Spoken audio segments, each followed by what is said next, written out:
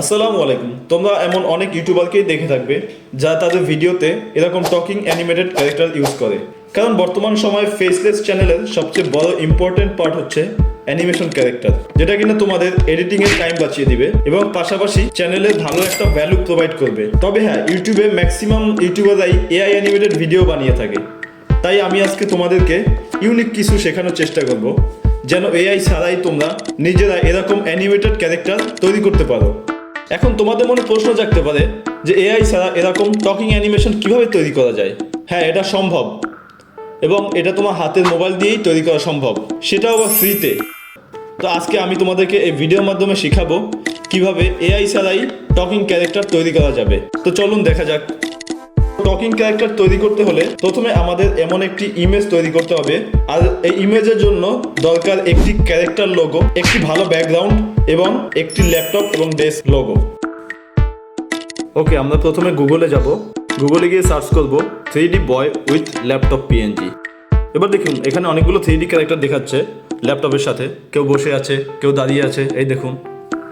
তো এখান থেকে আপনার যেটা পছন্দ হয় আপনি সেটা নিতে পারেন। আমি এটা সেভ করে নিচ্ছি। এবার এটাকে পিক্সআর্টে নিয়ে যাব। এবার এটা ব্যাকগ্রাউন্ড রিমুভ করব। দেখুন, ব্যাকগ্রাউন্ড রিমুভ হয়ে গেছে। এবার এটার যে ফেস আছে, ফেসটা রিমুভ করতে হবে। এবার টুলসে যাব, এনহ্যান্সে ক্লিক করব। ফেস রিমুভ করার জন্য রিটাচে যাব। এখানে ব্লেমিশে ক্লিক করব। এবার আমার যতটুকু দরকার আমি ততটুকু করে নিব। এবার ফেসটা রিমুভ করে নিব।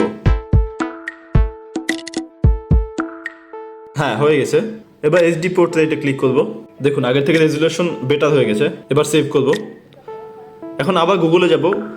গুগলে গিয়ে এটার জন্য একটা ব্যাকগ্রাউন্ড সিলেক্ট করব। সেজন্য টাইপ করব অ্যানিমে স্টুডিও রুম ব্যাকগ্রাউন্ড। এখানে অনেকগুলো স্টুডিও রুম আসছে, দেখেন। এখানে বিভিন্ন ধরনেরই আছে, আপনি যেটা ভালো লাগে সেটা সিলেক্ট করে নেবেন। হ্যাঁ, আমার ভিডিওর জন্য এটা ঠিক আছে। এটা দেখে একটা স্টুডিও ফিল আসে, তাই আমি এটা ডাউনলোড করে নিব। এবার একটা টেবিল দরকার। এবার আমি সার্চ দিব উডেন টেবিল পিএনজি। এখানে অনেকগুলো কাঠের টেবিলের পিএনজি আসবে, আপনার যেটা ভালো লাগে সেটা অবশ্যই ডাউনলোড করে নেবেন। ওকে, টেবিল হয়ে গেল। এবার পিক্সআর্টে চলে যাব ব্যাকগ্রাউন্ড নিয়ে। এবার অ্যাড ফটোতে ক্লিক করব। এবার টেবিলটা এবং লোগোটা সিলেক্ট করে নিব। টেবিলটা ব্যাকগ্রাউন্ড রিমুভ করে নিব। এবার এগুলোকে ঠিকমতো বসিয়ে নিব। আপনার যেখানে যেভাবে ভালো লাগবে ওখানে বসিয়ে নিতে পারবেন। এবার স্টিকারে ক্লিক করব, ব্যাকগ্রাউন্ড লিখে সার্চ করব। হ্যাঁ, এই ব্যাকগ্রাউন্ডটা নিব। এবার ব্লেন্ডে যাব, এটা ওভারলে অপশনে যাব। হ্যাঁ, এবার ঠিক আছে, দেখা যাচ্ছে।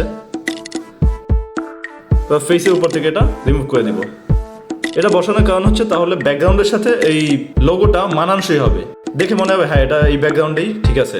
আপনি চাইলে করতে পারেন, না চাইলে নাও করতে পারেন। এবার ইউটিউবে যাব।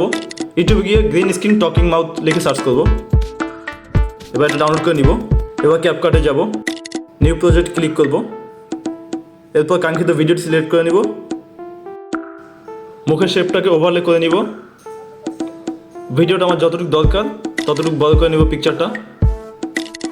এবার এটা ব্যাকগ্রাউন্ড রিমুভ করব। মুখের শেপে ব্যাকগ্রাউন্ড রিমুভ করব।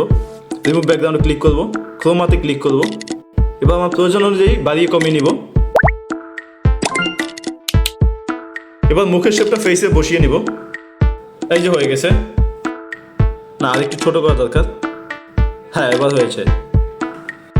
এবার ভিডিওটাকে এক্সপোর্ট করে নিব। দেখুন কত সহজেই আমি এআই ছাড়া অ্যানিমেটেড ক্যারেক্টার তৈরি করে ফেললাম। আরেকটা কথা, তোমরা যদি এই ছবিটির মতো নিজের ছবি দিয়ে ক্যারেক্টার বানাতে চাও তবে এই ভিডিওতে লাইক দাও। এই ভিডিওতে 5000 লাইক সম্পূর্ণ হলে আমি এরকম নিজের ছবি দিয়ে ক্যারেক্টার বানানোর ভিডিও দিব ইনশাআল্লাহ। ধন্যবাদ। আল্লাহ হাফেজ।